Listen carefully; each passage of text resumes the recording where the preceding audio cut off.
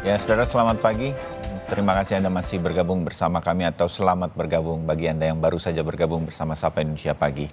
Saudara, warga Nias yang bernama Elia di Hulu dan seorang warga dari Yogyakarta bernama Saiful Salim melakukan ajuan gugatan untuk Undang-Undang Nomor 2 Tahun 2011 tentang partai politik. Mereka berharap Mahkamah Konstitusi mencantumkan syarat masa jabatan untuk Ketua Umum Parpol, yakni maksimum 2 periode dalam belit tersebut. Adapun pasal yang digugat yaitu pasal 23 ayat 1 dalam undang-undang tersebut berbunyi, pergantian kepengurusan partai politik di setiap tingkatan dilakukan sesuai dengan AD dan ART. Dimohon untuk diubah menjadi pergantian kepengurusan partai politik di setiap tingkatan dilakukan sesuai dengan AD dan ART, khusus ketua umum atau sebutan lainnya, AD dan ART wajib mengatur masa jabatan selama 5 tahun dan hanya dapat dipilih kembali 1 kali dalam jabatan yang sama, baik secara berturut-turut maupun tidak berturut-turut.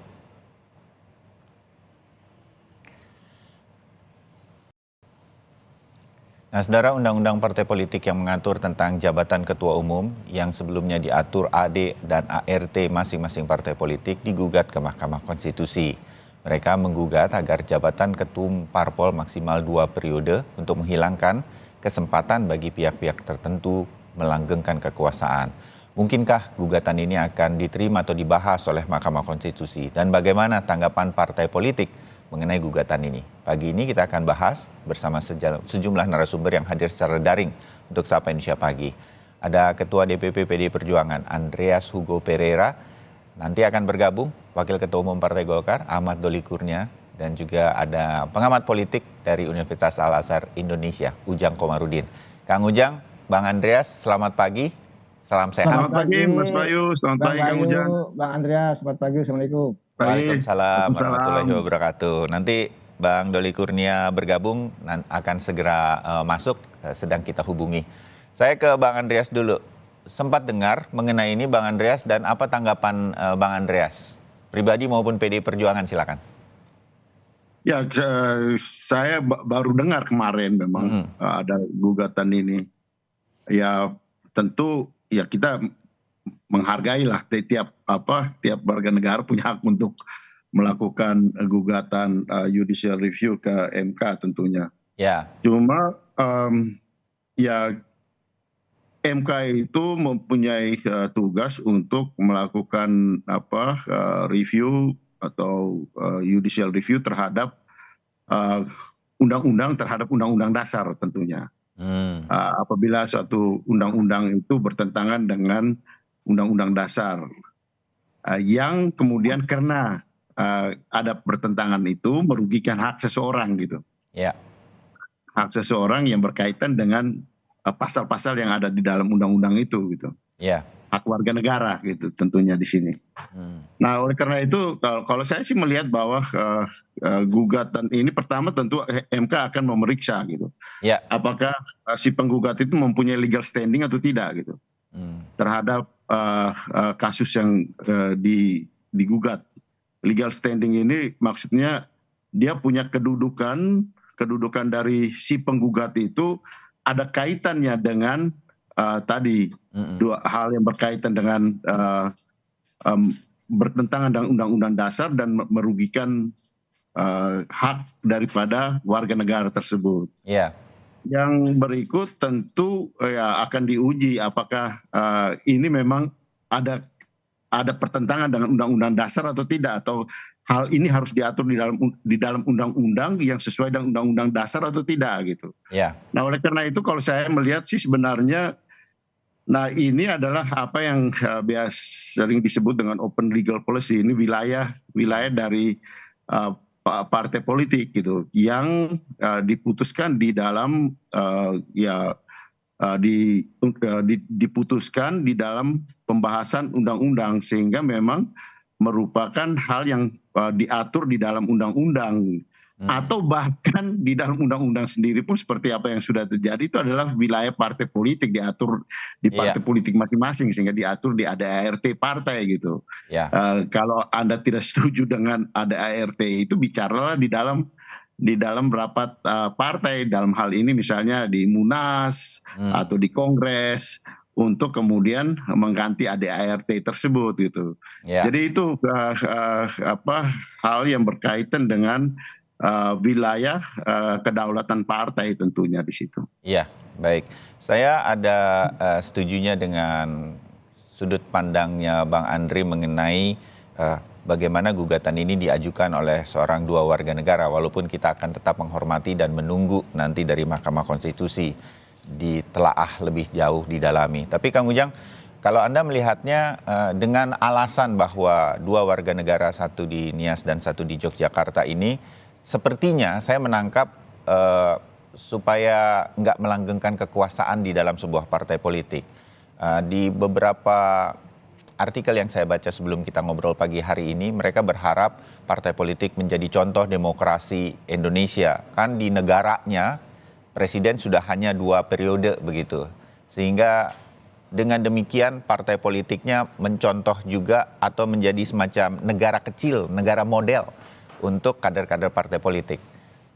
Kita bisa menangkap ini dari apa yang dilihat, atau Kang Ujang juga punya penilaian berkaitan dengan gugatan dari dua warga negara ini ke MK? Kang Ujang? Ya, yang pertama saya lihat dari sudut pandang tadi ya, demokrasi.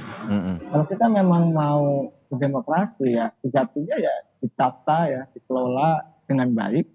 Artinya memang tadi aturan yang saat ini bahwa jabatan ketua umum partai itu diatur dalam ADART partai, ya yang katakanlah ya tanda petik ya bisa selamanya, bisa seumur hidup. Itu juga menjadi persoalan tersendiri bagi warga masyarakat tertentu. Mungkin makanya mereka melakukan gugatan itu. Ya dalam konteks teori itu kan ada Robert Mitchell ya, katakan ya setiap organisasi ya, semua organisasi apalagi partai politik pasti dikuasai oleh oligarki. Tapi saya mengatakan bukan berarti oligarki itu jelek dan lain sebagainya, tidak. Masuk dalam konteks itu makanya aturan dalam undang-undang partai politiknya yang mengarah pada tadi ketentuan bahwa ketua umum itu ya diurus oleh rumah tangganya masing-masing, oleh partai-partai itu. Ya oleh karena itu saya melihat kelihatannya ya kalau kita dari sisi pandang demokrasi, apakah tidak demokrasi misalkan selama-lamanya atau seumur hidup atau sampai kapanpun, saya sih melihatnya kurang bagus. Jabatan yang dikuasai, dikendalikan, dipegang oleh kelompok tertentu, oleh seseorang tertentu yang terlalu lama, itu juga menjadi persoalan tersendiri. Tadi ya kalau dikuasai oligarki, kelompok tertentu, ini juga menjadi ya namanya kekuasaan terlalu lama nggak bagus lah, nggak pas, nggak cocok. Nah makanya dalam konteks bernegara pun ada pembatasan kekuasaan, termasuk presiden gitu. Nah yang pertama itu, yang kedua ya kelihatannya para penggugat itu tidak berdiri sendiri. Bisa jadi ya saya melihatnya ada juga pihak-pihak lain yang mendorong bahwa ya mereka mengajukan gugatan judicial review. Saya melihatnya begitu. Kalau kita amati, kita cermati ya kalau dari Jogja itu kan katakanlah kalau sidangnya sidang offline gitu, berapa biaya yang harus dikeluarkan gitu. Di Nias juga sama kan, kalau biaya sendiri juga agak repot.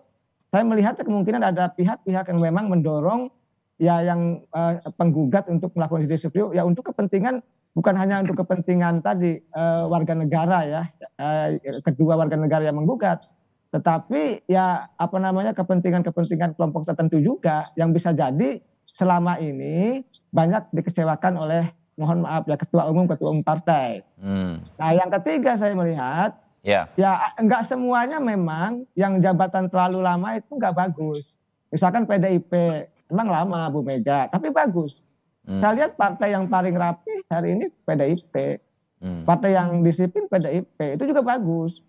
Tapi memang dalam konteks jabatan yang terlalu lama itu ya dikendalikan, dipegang tadi satu orang itu ya cenderung bisa disalahgunakan. Ini yang sebenarnya teori umum yang berlaku dan itu mungkin menjadi landasan mereka warga negara ya dari teman Jogja dan Nias itu menggugat undang-undang partai politik.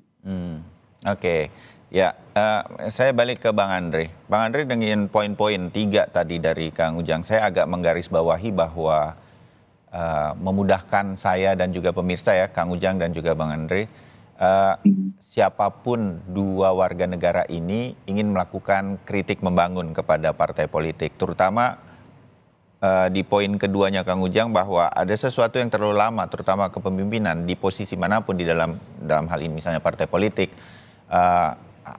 ada harus kewaspadaan menjaganya karena bisa kemana-mana begitu kan. Kita sering mendengarlah obrolan berkaitan dengan lamanya kekuasaan. Nah, Bang Andre, boleh cerita, Ibu Mega cukup lama memimpin. Di PDI Perjuangan sendiri ada nggak sih suara-suara seperti ini? Kalau boleh sedikit dibuka bahwa sebenarnya juga banyak kader-kader yang mumpuni di PDI Perjuangan bisa memimpin atau menjadi ketua umum. Sehingga ini kemudian tertutup juga. Bang Andre. Yang pertama dari penjelasan Kang Ujang tadi yang ingin saya sampaikan bahwa kalau ya si penggugat tersebut menggugat misalnya dengan kepentingan, misalnya ada yang punya kepentingan tersebut kemudian menggunakan si penggugat ini gitu. Di situ tentu akan berkaitan bermasalah dengan legal standing gitu. Standing daripada si penggugat itu gitu. Nah, sehingga saya punya keyakinan Hakim MK akan menolak dari aspek legal standing, akan ditolak gitu.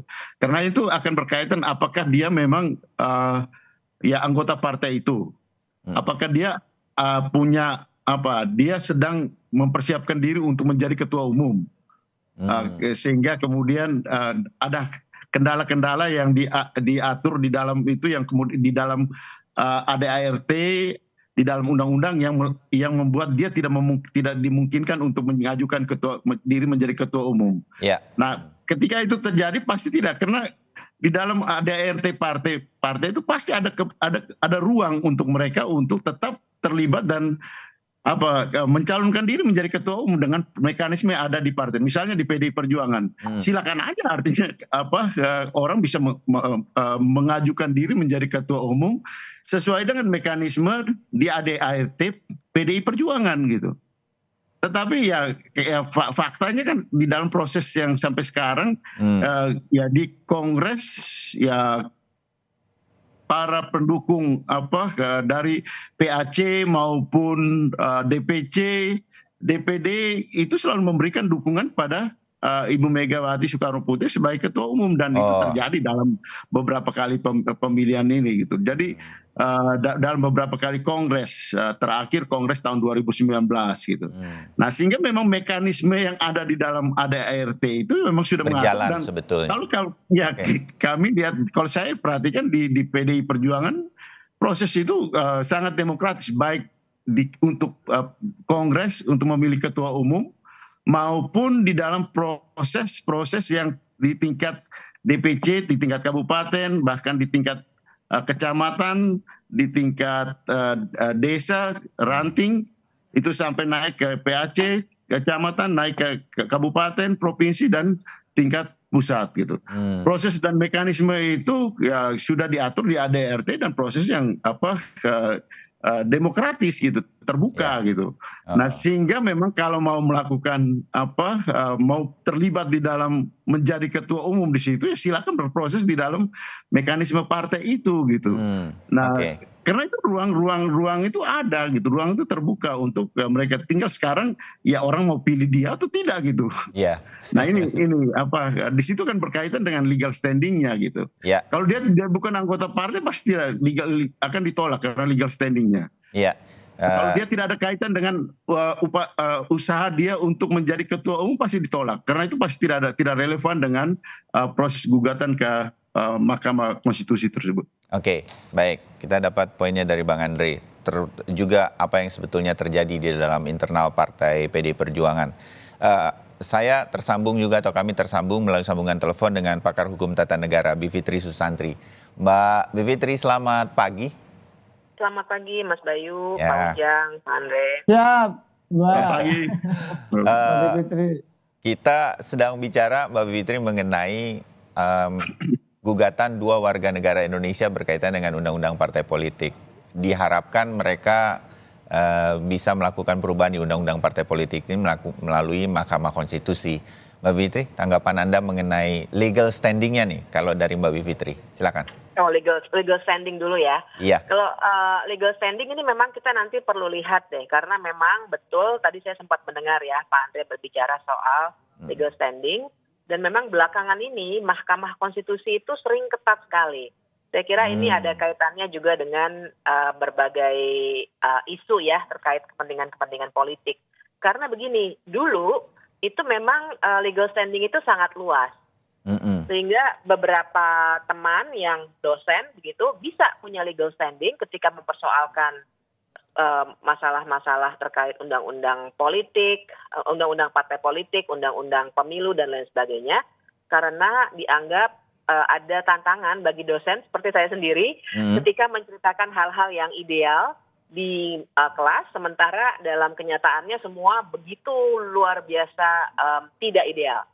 Nah, jadi itu satu dosen. Terus kedua juga jangan lupa ada fenomena banyak organisasi non pemerintah yang fokusnya memang di soal kepemiluan, misalnya Perludem, itu dengan sengaja menggunakan forum Mahkamah Konstitusi untuk mengubah beberapa ketentuan di Undang-Undang Pemilu.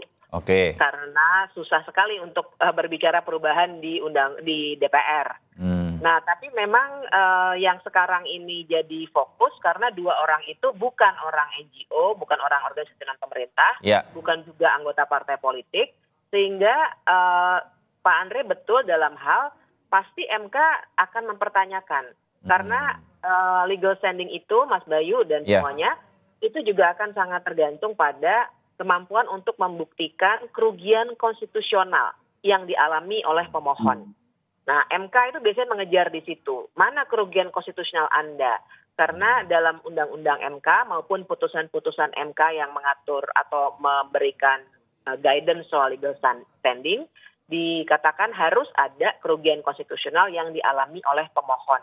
Nah, kita nanti lihat tuh bagaimana MK akan menyikapi ini, karena biasanya di MK itu juga ada proses yang namanya dismissal proses atau pemeriksaan pendahuluan, di mana hakim MK akan memberikan arahan bagi pemohon apa yang harus dilengkapi dan seterusnya sehingga permohonan tidak akan atau bisa diterima dan diperiksa pokok perkaranya. Seperti itu, Mas Bayu. Oke, ya. Nah, Kang Ujang, kalau dari apa yang disampaikan Mbak Bivitri ini kan mungkin bahasanya ya saya menangkap ini akan kurang kuat walaupun kita masih menunggu nanti Mahkamah Konstitusi. Anda masih melihat bahwa keinginan dua warga negara Indonesia ini kalau boleh kita berandai dan sedikit menebak, ya paling tidak ini kemudian menjadi wacana yang dibicarakan seperti kita pagi hari ini. Kang Ujang? Ya, saya sepakat. Pertama, saya sepakat juga dengan Mbak Bivitri dan Bang Andreas. Tapi yang kedua, saya ingin mengatakan memang pergulatan politik kita hari ini ya itu lebih banyak pada persoalan tadi jabatan yang berkepanjangan. Misalkan salah satunya juga, misalkan anggota DPR ada yang 6 periode gitu ya. Saya bukan mengkritik Bang Andreas, bukan. Ya. Jadi ada juga betul, ada yang sampai 6 periode. Saya itu belum Kang Ujang. Belum ya. Ada senior saya yang dari 97 sampai sekarang ya 2023 ini gitu, sudah 6 periode bayangkan. Jadi tapi mereka jagoan itu memang menang terus. Iya. Menang terus, jagoan. Nah, tapi ada juga partai yang memang membatasi seperti PAN. PAN itu 2 periode. Anggota DPR yang sudah 2 periode tidak boleh nyalon lagi. Memang pembatasannya ada pada aturan wilayah partainya masing-masing. PAN itu dilakukan, tapi partai lain belum. Tetapi apakah ada aturan di undang-undangnya? Nggak ada. Di konstitusinya nggak ada. Tapi tadi untuk mungkin menjaga kaderisasi di PAN, ya dilakukan pembatasan 2 kali ya calon anggota DPR. Ya, termasuk mungkin dalam konteks ini tadi ada warga negara, 2 warga negara yang menggugat terkait dengan persoalan ketua umum yang dianggap terlalu lama, terlalu panjang, ya kan, terlalu berkuasa, sehingga ya tadi kita sama-sama tahu lah yang namanya kekuasaan itu kan ya cenderung bisa disalahgunakan dimanapun, begitu prinsipnya. Oleh karena itu ya kita harus hormati, kita harus ya bukan berarti mendukung, bukan, tapi Ya. ini sudah menjadi wacana yang perlu didiskusikan dan ini menjadi referensi ya bahwa kita jangan tabu juga untuk bisa mendiskusikan dan bisa mengkritik persoalan jabatan-jabatan yang terlalu lama di Republik ini. Karena bagaimanapun kita tentu tadi ya saya bersyukur ada warga negara yang berani menggugat itu. Ya ini bagian daripada proses dinamika demokrasi yang harus dihadapi oleh kita semua termasuk oleh partai politik. Dan yang kedua Bang Bayu yang saya harus boleh katakan mestinya akan menjadi evaluasi gitu. Evaluasi bagi partai politik juga bahwa memang ya kalau bagi siapapun lah saya tidak menuduh pada ketua umum manapun gitu. Evaluasi bahwa sesungguhnya ketika misalkan ketua umum itu sudah berprestasi, sudah hebat, sudah bagus, sudah punya legacy ya di partainya gitu ya, sudah 2 kali, ya mestinya menjadi contoh, menjadi teladan gitu loh. Bahwa ya berikan kepada yang lain. Cuma memang di kita ini beda gerbong, beda juga pasukan, beda pimpinan, beda juga orang yang mengurus partainya. Nah di kita ini kebiasaan orang yang menang di partai politik yang bukan kelompoknya disikat. Ini yang menjadi tidak bagus, tapi saya percaya kalau di PDIP kan prinsipnya Bang Andreas, Ibu Mega itu kan gotong royong, kebersamaan katanya. Tapi di partai-partai lain itu kalau ketua umumnya itu di partai tertentu gitu ya, bukan pendukung partai umum itu disikat. Nanti menjadi caleg dipersulit, ingin menjadi kepala daerah juga nggak di ACC, macam-macam tuh. Ini menjadi problem juga. Oleh karena itu jabatan yang terlalu lama ya biasa kata Lord Acton, power tends to corrupt. Artinya bukan korup uang saja, artinya kekuasaan yang terlalu lama itu bisa disalahgunakan dalam konteks itu. Oke, nanti di bagian kedua kita sambung sedikit agak bergeser bersama Mbak Bivitri, Bang Andreas dan juga Kang Ujang mengenai jabatan yang terlalu lama di dalam politik. Baik dan buruknya apa yang selama ini sudah terjadi. Dan saya mau sedikit, walaupun nanti waktunya pendek, evaluasi ini mudah-mudahan banyak didengar oleh terutama partai politik dan para di pemerintahan, agar bisa nggak sih kita berharap aturan-aturan ini jadi baik buat semuanya sebagai sebuah kritik membangun. Tetap bersama kami. Ya saudara, kita sambung perbincangan atau obrolan kami pagi ini mengenai gugatan jabatan Ketua Umum Parpol hanya 2 periode yang diajukan 2 warga negara Indonesia, 1 di Nias, 1 di Yogyakarta kepada Mahkamah Konstitusi. Masih ada Bang Andreas Hugo Pereira, saya menyebutnya satu-satunya perwakilan partai politik nih dari PD Perjuangan, Kang Ujang Komarudin, pengamat politik, dan juga Mbak Bivitri Susanti, pakar hukum tata negara. Bang Andreas, berkaitan dengan apa yang disampaikan Kang Ujang, kekuasaan yang terlalu lama, saya menganggap begini, jangan-jangan terlalu lama juga bukan berarti negatif begitu. Berganti-berganti seperti tadi ada gerbongnya dan segala macam yang Kang Ujang sampaikan juga belum tentu bagus juga gitu. Bagaimana selama ini PD Perjuangan dengan Ibu Mega selama ini menjadi Ketua Umum Parpol dengan para pengurusnya bisa menjaga agar yang positif-positif yang terjadi, Bang Andreas? Jadi gini, ini sebenarnya ada suatu debat klasik gitu di dalam teori ilmu politik, di mana pandangan tentang kepemimpinan politik. Kelompok misalnya Plato, dia menyampaikan bahwa seorang pemimpin itu idealnya seorang filsuf. Orang yang bijak. Dengan orang yang bijak itu kita kita yakin bahwa itu akan memberikan kesejahteraan, untuk memberikan kebaikan kepada masyarakatnya. Yang berbeda dengan misalnya pandangan muridnya Aristoteles gitu. Yang melihat bahwa perlunya ada yang kemudian melahirkan demokrasi gitu. Jadi memang ini pandangan-pandangan yang memang pandangan-pandangan yang sudah berabad-abad gitu terjadi gitu. Memang di sini ada perbedaan. Tinggal bagaimana melihat apakah demokrasi itu adalah tujuan atau demokrasi itu alat untuk mencapai tujuan gitu. Ya. Nah di sini ini juga terjadi ada perbedaan perdebatan.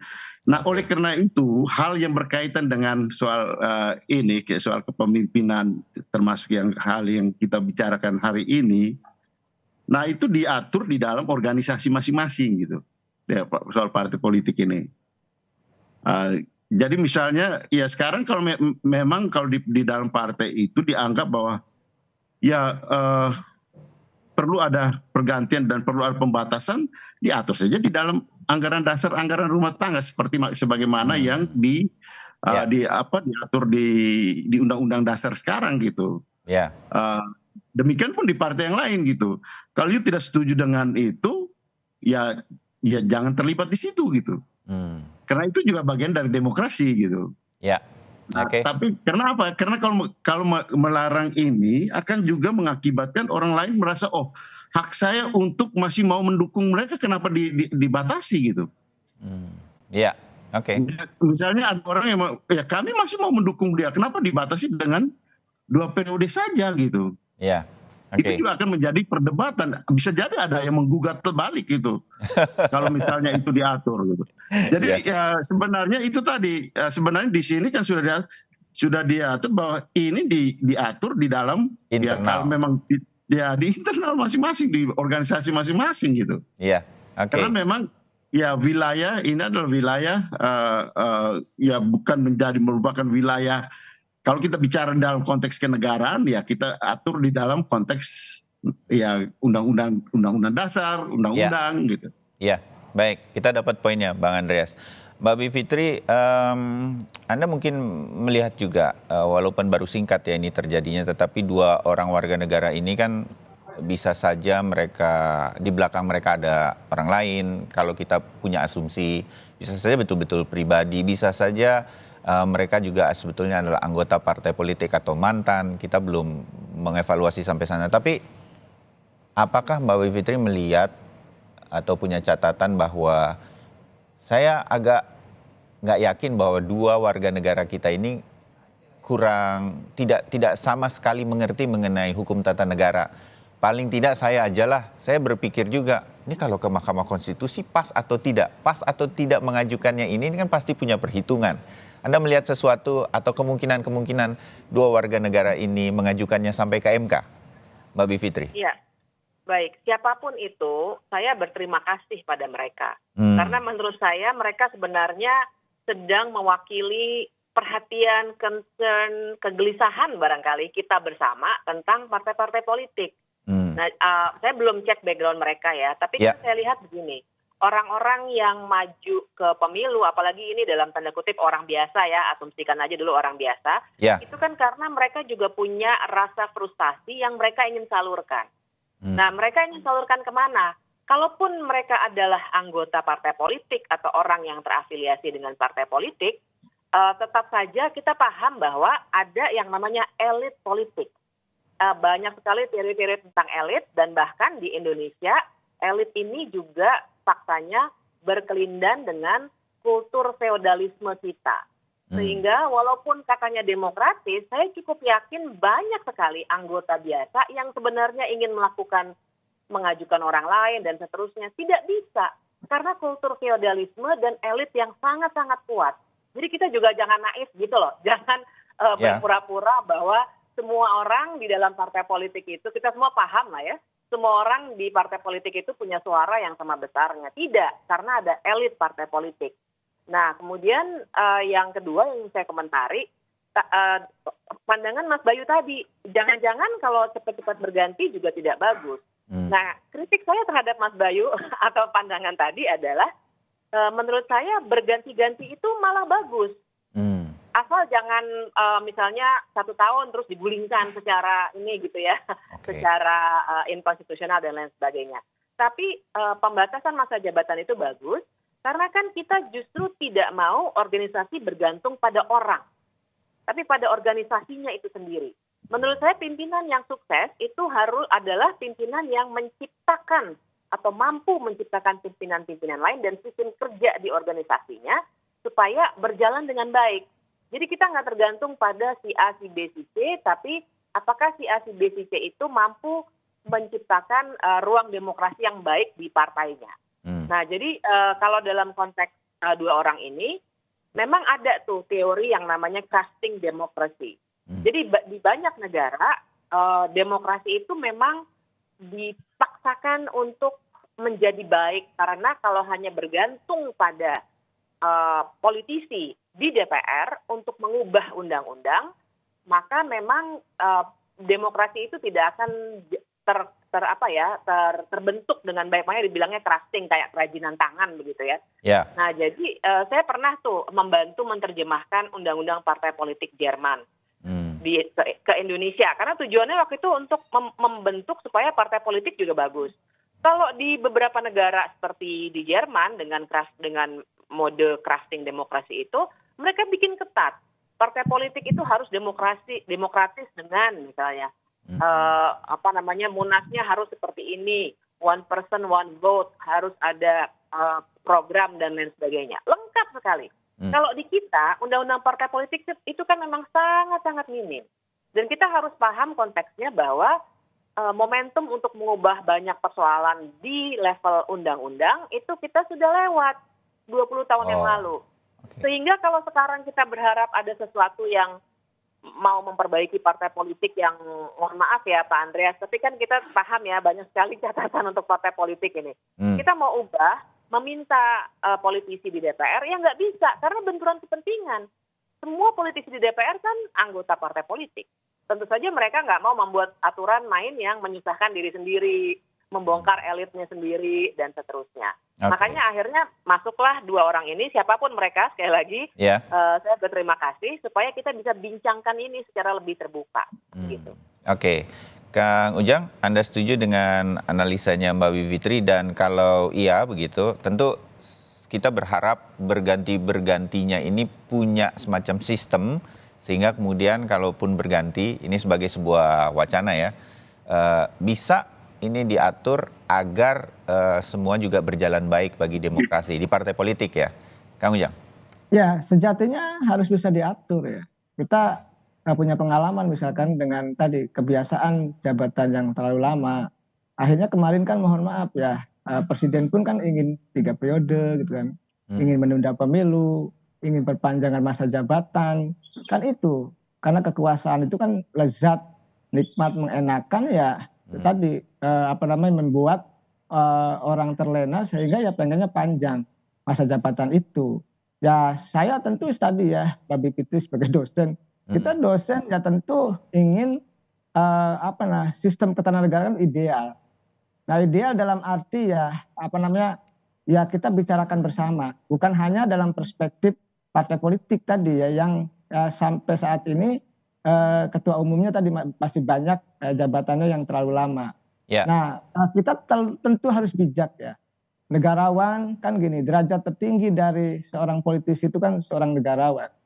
Ya negarawan itu berpikirnya ya visioner jangka panjang, dan saya melihatnya pikirannya gitu ya, ucapannya dan tindakannya untuk kepentingan masyarakat, bangsa dan negara. Apakah memang konteksnya misalkan jabatan yang terlalu lama ketua umum partai politik itu bukanlah seorang negarawan, ya bisa jadi seorang negarawan. Tetapi dalam konteks tadi ya jabatan yang terlalu lama bagi kita ya tentu harus dibatasi. Karena sejatinya apapun jabatannya, apapun posisinya, termasuk sebagai ketua umum partai itu tadi ketika terlalu lama ya mohon maaf ya tentu cenderung akan banyak minus-minusnya, akan banyak bolong-bolongannya, akan banyak kekurangannya, kalau kita katakannya bisa mengarah pada abuse of power lah, seperti itu. Nah saya melihat catatan-catatan juga selama ini memang ya kita-kita aja Bang Bayu yang selama ini ya dosen, pengamat yang sangat keras ya ingin sama-sama membangun bangsa ya dengan partai politik gitu. Kita juga sering berinteraksi dengan partai politik, bahkan kita juga sering menjadi narasumber di partai politik. Nah bagaimanapun ada 3 catatan yang penting saya harus lakukan ya. Pertama, bagaimana partai politik harus melakukan modernisasi. Jadi selama partai politiknya belum melakukan modernisasi ya agak sulit perubahan terjadi. Yang kedua, yang paling penting mereformasi diri. Ada nggak reformasi ini di tubuh partai politik? Yang ketiga kaderisasi, sudah jalan atau tidak? Saya rasa PDIP sudah lebih maju. Yang keempat sebenarnya pelembagaan partai politik. Nah ini kan catatan yang keempat tadi. Catatan saya ini ya, saya lihat ya banyak yang minus dari partai-partai politik itu tidak melakukan hal-hal yang ini gitu, sehingga tadi ya jabatan sesukanya, misalkan ya sudahlah kalau memang disepakati di internal, kalau sesuai dengan ada ART kenapa tidak, kan begitu. Nah ini juga tadi menjadi catatan demokrasi kita ke depan, bahwa sesungguhnya siapapun yang menjabat ketika terlalu lama, saya yakin meyakini bahwa ya pasti akan banyak kesalahan-kesalahan yang dilakukan. Walaupun kita juga, Bang Andreas mungkin bisa membantah saya gitu, bahwa Bu Mega hebat, iya betul, saya sepakat. Ibu Mega tangguh, betul, mengelola partai hingga saat ini, betul. Tetapi jangan lupa nanti begitu Ibu Mega nggak ada, ya kan, ini juga menjadi persoalan. Nah ini oleh karena itu tadi pembatasan jabatan di partai politik, khususnya ketua umumnya itu menjadi penting, menjadi sebuah keniscayaan agar kita bisa introspeksi bersama bahwa ya tadi kalau kita meminjam istilah Mbak Fitri ya, bahwa ya kekuasaan itu harus sistem yang berjalan, bukan personalnya, bukan figurnya. Itu yang harus kita bangun bersama. Oke, baik. Bang Andreas, di PDI Perjuangan Anda bisa melihat ini sebagai sebuah kritik membangun, masukan, dan mungkin ini akan menjadi catatan penting juga bagi PDI Perjuangan ke depan. Bang Andreas, menurut Anda? Tiap negara itu punya sejarah kepartaiannya, Mas Bayu. Tadi Mbak Fitri mengambil contoh misalnya di Jerman gitu. Jerman itu ya partai itu ditanggung, dibiayai oleh negara gitu. Sementara kita lihat partai di Indonesia ini tumbuh dan berkembang dengan kemampuan dan kekuatannya. Memang ada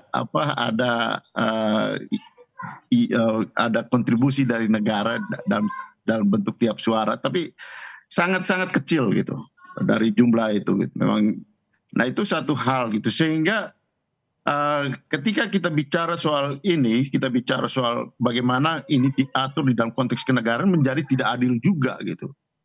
Nah ini akan berhadapan dengan, saya tidak membantah apa yang teman-teman katakan, tapi itu tadi tiap negara itu punya sejarah kepartaiannya dan bagaimana tumbuh dan berkembangnya partai itu. Karena di kita ini partai itu memang benar-benar lahir dari kayak misalnya PDI Perjuangan. Bagaimana kelahiran PDI Perjuangan itu dari kesejarahan, misalnya dari PNI, partai-partai yang tumbuh dan lahir sebelum kemerdekaan. Nah ini benar-benar muncul dari civil society. Nah sehingga memang ketika dia berhadapan dengan negara, dia menjadi kekuatan yang memang ya vis-a-vis dengan negara ketika itu gitu. Bang Andre, kalau kita melihatnya, sebutlah gugatan ini memang seolah ingin negara ikut campur. Kalau kita menafikan itu dulu saja, apakah semua masukan dari Mbak Bivitri, publik selama ini, termasuk 2 warga negara mengajukan ke MK, Kang Ujang. Nah itu yang ini menjadi masukan, Orde Baru, karena kan sebagai sebuah organisasi butuh juga masukan-masukan seperti ini, misalnya di PDI Perjuangan. Tapi itu yang terjadi zaman Orde Baru dulu gitu, ketika partai itu diatur betul oleh negara di situ. Nah disinilah kemudian berkembang berubah ketika zaman reformasi ini. Saya kira teman-teman itu tahulah gitu perkembangan. Saya tidak bicara hanya PDI Perjuangan, tapi saya bicara perkembangan partai-partai pada umumnya gitu. Nah sehingga disinilah ruang partai-partai itu untuk mengembangkan diri gitu, sesuai dengan kapabilitas dan kemampuannya. Nah disinilah kita lihat poin-poin memang beda dari tiap partai itu. Akhirnya kalau kita lihat dari awal reformasi itu kan ratusan partai lahir. Ada 40 partai lebih yang ikut di dalam pemilu. Tapi kemudian satu demi satu gugur di dalam proses itu gitu. Tapi tiap kali muncul dan berkembang lagi. Nah sekarang memang konsekuensinya tentu beda-beda kalau kita mau mengatur seperti yang tadi disampaikan oleh teman-teman tadi gitu. Nah sekarang tapi itu tadi kembali pada persoalan ini gitu. Apakah kita mau mengatur ini semua di dalam undang-undang atau kita mau memberikan keleluasan kepada partai? Oke. Di situ poinnya gitu. Karena apa? Karena itu juga bagian dari demokrasi gitu. Ya. Untuk kepartaian dan tumbuh dan berkembangnya partai di situ. Nah sekarang jangan sampai tiap kali hal yang buruk kemudian itu dilemparkan ke partai gitu. Ya. Tapi ketika hal yang baik itu kemudian tidak menjadi pembicaraan. Ya. Nah sekarang kan di sini ya kita misalnya kita ambil contoh ya berkaitan dengan anggota DPR. Ketika anggota DPR itu buruk itu menjadi tanggung jawab partai. Tapi ketika anggota DPR itu baik, itu tidak menjadi pembicaraan. Sementara proses rekrutmen politik itu dan pemilihan itu, ya aspek kerakyatan yang lebih dominan gitu. Dibandingkan daripada ya dengan sistem proporsional terbuka kemarin gitu. Ya. Jadi ya menjadi hal yang tidak berimbang antara tanggung jawab yang diberikan kepada partai. Karena partai juga harus berkembang menjadi suatu kekuatan yang pilar yang kuat untuk menopang demokrasi yang kita ingin bangun. Seperti apa demokrasi yang ingin kita bangun ini? Ya, gitu. baik, oke. Nah, kita ingin membangun suatu demokrasi yang kolektif, atau kita ingin membangun suatu demokrasi dengan dasar kekuatan individualisme. Oke, ya. Nah itu problematika yang kita hadapi sekarang gitu. Diskursus yang kita hadapi sekarang itu ya seperti itu. Sehingga kalau mau merubah ini, kalau kita mau memperbaiki ini, saya katakan kita perbaiki di dalam sistem pemilu, sistem undang-undang partai politik sebagai suatu paket. Sehingga dengan demikian membangun demokrasi dengan sistem pemilu dan sistem partai politik ini menjadi suatu paket yang sinkron satu sama lain gitu. Kalau kita bicara parsial demi parsial nanti kemudian kita potong satu persatu, akhirnya menjadi berantakan dengan sistem demokrasi yang mau kita bangunin. Oke, kita juga dapat poinnya. Waktu tinggal sedikit, saya mau ke Mbak Bivitri sedikit.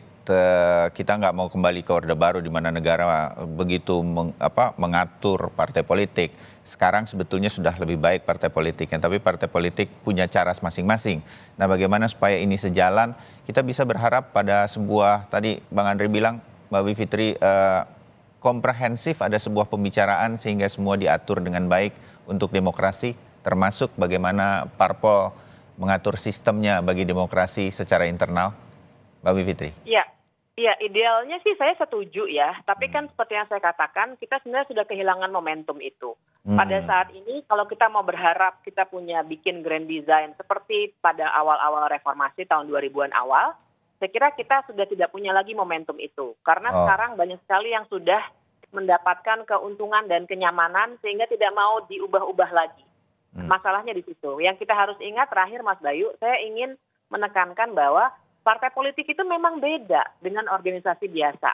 Dia punya sumbangan penting bagi demokrasi. Itu sebabnya kenapa dia masuk wilayah crafting demokrasi itu. Jadi tujuannya bukan untuk micromanaging, tapi bagaimana supaya partai politik menjalankan fungsi-fungsi kaderisasi, pendidikan politik, rekrutmen ya untuk menjadi caleg aja kan yang menentukan partai politik. Walaupun kita pakai sistem proporsional terbuka. Jadi karena itulah perlu ada pengaturan yang baik karena dia menyumbang pada semua kebijakan di negara ini, bahkan semua komisioner, semua gubernur BI, Kapolri, kan semuanya pada akhirnya dikonfirmasi oleh DPR yang adalah partai politik. Jadi kita juga melihatnya proporsional secara itu, secara proporsional untuk melihat bahwa partai politik punya andil yang sangat besar bagi demokrasi kita. Baik, oke. Mudah-mudahan gugatan ini menjadi wacana untuk kita bicarakan. Seperti pagi ini ada Mbak Bivitri, ada Kang Ujang dari masing-masing ilmu dan juga ada partai politik sebagai sebuah masukan yang baik bagi demokrasi ke depan. Dan mungkin pagi ini menjadi harapan bahwa akan ada pembicaraan mengenai hal ini untuk partai politik yang lebih baik di Indonesia yang sekarang sudah menuju ke arah sana. Terima kasih Bang Andri, waktunya pagi hari ini. Mbak Bivitri, Kang Ujang, kita ketemu lagi di diskusi yang lain. Selamat pagi, salam sehat. Selamat pagi. Salam sehat. Terima kasih. Bang Bayu.